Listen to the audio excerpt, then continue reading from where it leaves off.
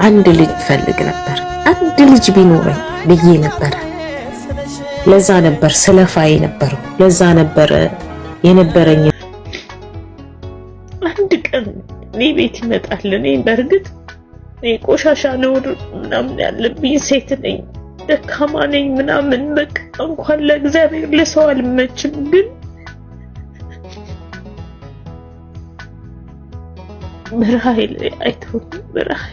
በረሃ ላይ አይተውኝም። ዛሬ ያቅ ማረፊያ የለኝ። እዚህ ቤት ከመምጣቴ በፊት አንድ ቦታ አርፌ ነበርና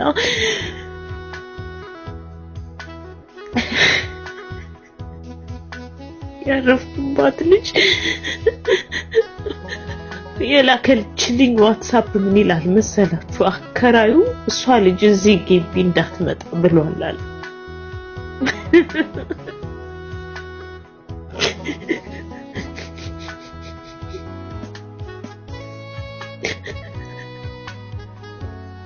አያችሁ፣ ሲከፋችሁ ሻንጣችሁን ይዛችሁ የምትሄዱበት ቦታ አለ። እኔ ግን የለኝም። ሰው በዚህ በበረሃ ማንን ነው የምጠብቀው? እግዚአብሔርን ነው የምጠብቀው።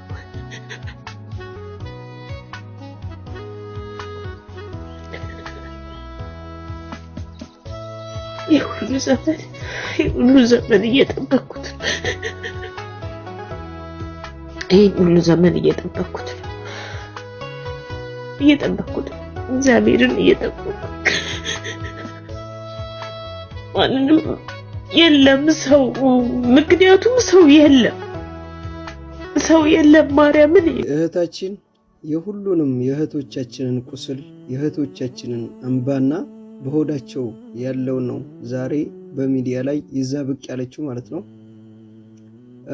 በበረሃ በስደት ስንት ዓመት ሙሉ እየለፉ አንድ ልጅ ወልዳለሁ እያሉ ልጅ ሳይታደሉ ሳያገቡ ልጅ እንኳን ሳያደርጉ ወይ ከንብረት ወይ ከልጅ ወይ ከዘመዳቸው ሳይሆኑ ባዷቸውን የቀሩትን እህቶቻችንን እንባ ሁሉንም ዛመታለች በራሷ ህይወት ነው አልኩት። በመጀመሪያ ወገናችን አላህ የተሻለውን ነገር ይምረጥልሽ፣ በልጅም አላህ ያስደስትሽ፣ ታሪክሽን አላህ ይቀይረው።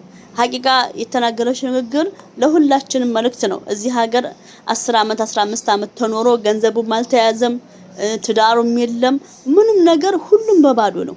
ልጅን የመሰለ ጸጋ፣ ልጅን የመሰለ መከበሪያ፣ ልጅን የመሰለ ነገር ስንሞት ስማችን የሚያስቀጥሉ ማንም የለም። ልጅ ያለው ሰውና ልጅ ያለው ሰው ቢሞት ልጅ ያለው ሰው አይረሳም። ሐቂቃ አላህ ያርሐመውና የእንትና ልጅ ነበር ያስብላልና አላህ ለሁላችሁም ልጅ አላህ ይስጣችሁ። በተለይ እህቶች እርሜ ሳይሄድ ወቅት ሳይሄድ አላህ ልጅ ይስጣን ለሁላችሁም። ሐቂቃ በጣም ነው።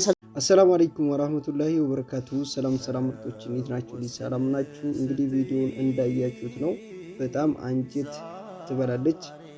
እኔ ምን እንደምላችሁ አላውቅም። ብዙ ጊዜ ይሄን ነገር አውርተንበታል፣ ግን እንዴት ብላ እንስቅስቅ ብላ እንደምታለቅስ ሁላችሁ ማየታችኋል። ይህ ህይወት በሁሉም ደጃፍና በሁሉም እህቶቻችን ቤት ያለ ነው። ከቤት ስትወጡ ገና ጨቅላፍ ናችሁ፣ ህፃኑ ናችሁ። እድሜያችሁን በሙሉ የምታጠፉት ስደት ላይ ነው። ስለ ቤተሰብ ከበረሃ ሻንጣዋን ይዛ መታ የሚቀበላት ሰው እንደሌለ፣ ብቸኝነት እንደሆነች ብዙ ነገር ነው ያለችው። ሁላችሁም ናችሁ። ሰው አለን እንዳይመስላችሁ፣ እንዳትሳሳቱ። የምሬ ነው። ሁሉም የሚያየው ያላችሁን ብቻ ነው። ይዛ ትመጣለች፣ ትሰራለች ብቻ ላይ ነው ገደቡ። በቃ ለምን ባለቤትሽ አይሆንም? ሲኖርሽ አለሽ። በቃ ገንዘብ ሰው ይሰበስባል የሚባል ነገር የለም። ወላሂ ነው የምላችሁና ብቻ ሁሉን ነገር ሰምታችሁታል። እኔ ምንም መጨመር አልፈልግም። ብዙ ጊዜ ለፍልፍ ይወለው ብቻ እሷ በደንብ ከገባችሁ ደጋግማችሁ አዳምጡት። ቲክቶክ ላይ ተቆራርጦ ተለቋል። ረጅም ቪዲዮ ነው ማለት የእሷ ያሳለፈችውና የደረሰባት ነገር ናት። ተመልከቱ። እድሜዋ ሄዷል። ያለችበትን ደረጃ እድሜዋን እያያችሁ ነው። ብዙ ህይወት አሳልፋለች፣ ውጣ ውረድ እና ሁሉም እህቶቻችን በየቤቱ እንደዚህ አይነት ስቃይ ነው የሚገጥማችሁ። ወላሂ ላዚም እና በጣም ነው የምታሳዝነው። በጣም ምን ለማለት ፈልጌ ነው፣ ሌሎቻችሁ ተጠቀሙ ጊዜያችሁን፣ አይምሯችሁን፣ እድሜያችሁን። የምሬ ነው። እድሜ አይገዛም በገንዘብ። አይመለስም ወይ ልጅ አይገዛም። ሁሉም በጊዜው ነው። ጊዜ ነው የሚፈርደው። በነገራችን ላይ ጊዜ ጨዋታውን ይጫወታል። ጊዜ ወላሂ ጊዜ በጣም ከባድ ነው እና በጊዜያችሁ እንዳትጫወቱ፣ ጊዜያችሁን ተጠቀሙ። እንደዚህ እቺ ልጅ ሚዲያ ላይ ወጥታ ላይቭ ከፍታ የሆዷን እንደዚህ ልቅስ ስንት ሰው ላይቭ ላይ እየተከታተላት ሰው እያዳመጣት ስለሆነ ለዚህ ሁሉ ሰው ተንፍሳለች። በቃ በጣም ቅልል ብሏታል። አሁን እሷ ምንም ሆነች ምንም ብቻ ቀሏታል ያን ነገር ሚዲያ ላይ ወጥታ ስለተናገረች። ስለዚህ ምን ለማለት ፈልጌ ነው፣ እናንተ ደግሞ ከፍ ብላችሁ ማታወሩ አላችሁ። ወጣ ብላችሁ የሆዳችሁን የምታወሩት የላችሁም። እዛው ደብቃችሁ ወይ ደግሞ ቤታችሁን ዘግታችሁ ለብቻ የምታለቅሱት ብዙ ልትሆኑ ትችላላችሁ። ስለዚህ እችነታችንን ዛሬ ጋብዣችኋለሁ፣ ግን እንድትማሩበት ነው። ወይኔ ማለት የለም፣ ከሰው ተማሩ።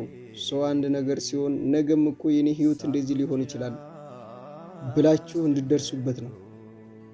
ገባቸው? በጊዜ ስተምነቁ ነው። የሆነ ነገር ላይ ስትነቁ የሰው ልጅ እኮ መጀመሪያ ይሸወዳል በሁሉም ነገር። ከተማ ሄዳችሁ ስልካችሁን ከእጃችሁ ላይ ልትበሉ ትችላላችሁ በሆነ ጉዳይ። እናንተ በቃ አንዴ የሰው ልጅ ይሳሳታል። በቃ ግን ያ ስህተት ትምህርት ነው የሚሆናችሁ። እንድትማሩበት አሁንም እንድትነቁ ብቻ ነው እና ንቁ ነው የምለው። ቪዲዮውን በደንብ ተከታተሉ። እቺ ወገናችን ምን ስትል ሰማሁት መሰላችሁ? ያጀማ እስከ መጨረሻ አዳምጡ፣ ከዛ ትማሩበታላችሁ። አንድ ልጅ እፈልግ ነበረ ለመውለድ ብቻዬን እንዳልሆን ምናምን ግን በቃ ፈጣሪ አልፈቀደውም ምናምን ብላ በጣም ስትናገር ነበረ። ያው ተስፋ አልቆረጥኩም፣ ግን የሱ ስራ ተአምር ነው፣ ነገ ሌላ ቀን ነው የሚል መልእክት ነበር ስታስተላልፍ የነበረው። ብዙ ጊዜ ደግሞ እኔ ደግሞ አንድ የታዘብኩትን ነገር ልንገራችሁ። የወለደ ሁሉ ይደሰታል ማለት አይደለም። የወለደ ሁሉም የወለደ ደስተኛ ይሆናል። ሁሉም የወለደ ወላጅን ቀና አድርጎ ውሃ ያጠጣል ወይ ደግሞ ወላጅ በሚፈልገው ሰዓት ይገኛል ማለት አይደለም። ያጀማ ሁሌ የወለደ ሰው በልጁ የሚደሰት፣ ስትታመም ሐኪም ቤት የሚወስድ፣ ትንስ ይልህ ቀና አድርጎ ውሃ የሚያጠጣ ወይ ደግሞ አሁን ሰሞኑን ባረፉት ሴት ጋዝ ብዙ ልጆች ወልደው በጋዝ ታፍነው በር ከፍቶ የሚያናፍስላቸው ሁሉ እስኪጠፋ ድረስ በሌላ ሰው እስክትሰማው ድረስ ልጃቸው ህልፈታቸውን ወይ ደግሞ ስልክ አለመመለሳቸውን የዚህን ያክል ነው። ልጅ 100% የወለድከው ልጅ አንተን ለአንተ ይኻድምሃል ወይ ደግሞ ያይሃል ማለት ዘበት ነው አይደለም። ከስንት አንድ አላህ ያደለው ቁጭ ብሎ እናት አባቱን የሚኻድም ወይ ደግሞ አግብቶ እናት አባቱ ጋር እየኖረ እናት አባቱን የሚረዳ፣ እናት አባቱን ጠዋትና ማታ ያለ እናት አባቱ ቁርስ የማይበላ ምሳ የማይበላ ከመተኛቱ በፊትም እስቲ ልያቸው ብሎ ቼክ አድርጓቸው ገብቶ የሚተኛ ከስንት አንድ ነው። ከመቶ ቢያንስ አንድ ቢኖር ነው ወይ ከሚሊዮን አንድ ቢኖር ነው። ከዛ በዘለለ ግን እናት አባት ይወልዳሉ። ልጅ የሌላ ሰው ሰራተኛ ትሆናለች ወይ ደግሞ ልጃቸው የሌላ ሰው ሰራተኛ ይሆናል። ጠዋት እስከ ማታ የሌላን ሰው ኸዳሚ ወይ ደግሞ መድኃኒት አቀባይ፣ እግር አጣቢ፣ ገላ አጣቢ። ለምን? ለብር ሲባል እና ሁሉም የወለደ 100% ይደሰታል ማለት አይደለም። ማን አንተን ወልደህ ማን አንተን ዞር ብሎ እንደሚያይህ አንድ አላህ ብቻ ነው የሚያውቀው። በእርግጥ አላህ Subhanahu Wa Ta'ala ብርና ልጆች የዚህ ዱንያ ጌጦች ናቸው ብሏቸዋል። ስለዚህ እነዚህ ጌጦች ቢኖሩ ደስ ይለናል፣ ከሌሉ ደግሞ እናታችን ሆድ እያለን የቀለበን አላህ Subhanahu Wa Ta'ala እሱ መጨረሻችንን ያሳምርልን።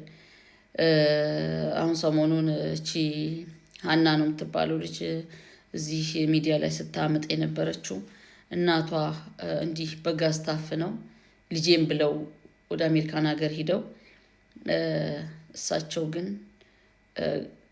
ጋዝ እየተነነ እሳቸውን ሲያፍን ልጃቸው አጠገባቸው የለችም። ስለዚህም ለማለት ፈልጌ ነው፣ ሁሉም የወለደ ደስተኛ ይሆናል ማለት አይደለም። ሁሉም ያልወለደ ደግሞ ሀዘንተኛ ይሆናል ማለት አይደለም እና ሰማይና መሬትን የፈጠረ ልጆችንም የፈጠረ እኛንም ሁሉንም የፈጠረ ረበል ዓለሚን እሱ ብቻ ነው መጨረሻችን ያሳምረው ብሎ ወደሱ መመለስ ያለብን እንጂ ይመስለናል በርግጥ ልጅ የሚወለደው በቃ ልጅ እናቱን ሊኻድም አባቱን ሊኻድም ወይ ሊረዳ ሊጦር ምናምን ነገር አይደለም።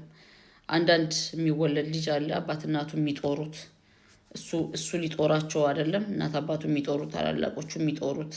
ስለዚህ ሁሉም የወለደ ሰው 100% ይደሰታል ማለት አይደለም እና አይዞሽ አንቺ ብቻ አላህን ለምኚ። የነገን እሱ ነው የሚያውቀው። ስናረጅ ስንታመም የሆነ ነገር ሲደርስብን እሱ ብቻ ነው የሚደርስልን። 10 ወልዶ አንዱ ላይ ሆነ ይችላል። አንዱ ወልዶ ደግሞ አንዱ መድኃኒትህ ሊሆን ይችላል። ስለዚህ ያ ጀማ በልጅ ብቻ እንትን ምንል ልጅ ላይ ጥገኝነት እንትን ምንል ሰዎች ከዚህ እንውጣ። ያልወለዳችሁ ደግሞ አላህ ይስጣችሁ። ግን ልጅ ሲወለድ 100% እኔን ያነሳኛል እኔን ይደግፈኛል ይሄን እርሱት። ዘመናችን ተቀይሯል። ኦሬዲ አንቺ ቤተሰቦችሽን ደግፈሻል፣ አይተሻል፣ አንስተሻል፣ ጥለሻል። خلاص እዛ ላይ ያብቅቷል። ምክንያቱም ያ እንደ ሞኝነት ስለሚቆጠር እናት አባትን መርዳት ለራስ ጥቅም ነው። ለራስ ነው መጀመሪያ ነገር። አንተ ከመብላት በፊት ለእናት አባት ካበላ አላህ Subhanahu Wa Ta'ala አንተን አይረሳህም። አንተን የበለጠ ነገር ነው የሚሰጥህ። ሆኖም ግን ልጅ ላይ ሳይሆን ልጅ በፈጠረው አላህ Subhanahu Wa Ta'ala ላይ ነው ተስፋ ማድረግ ያለብን። እና መሰግናለሁ አይዞሽ ለማለት ነው። ያልወለዳችሁ ወይ ደግሞ ወልዳችሁ ያልተደሰታችሁ አላህ ያስደስት እንጂ ምንም ማድረግ አይቻልም።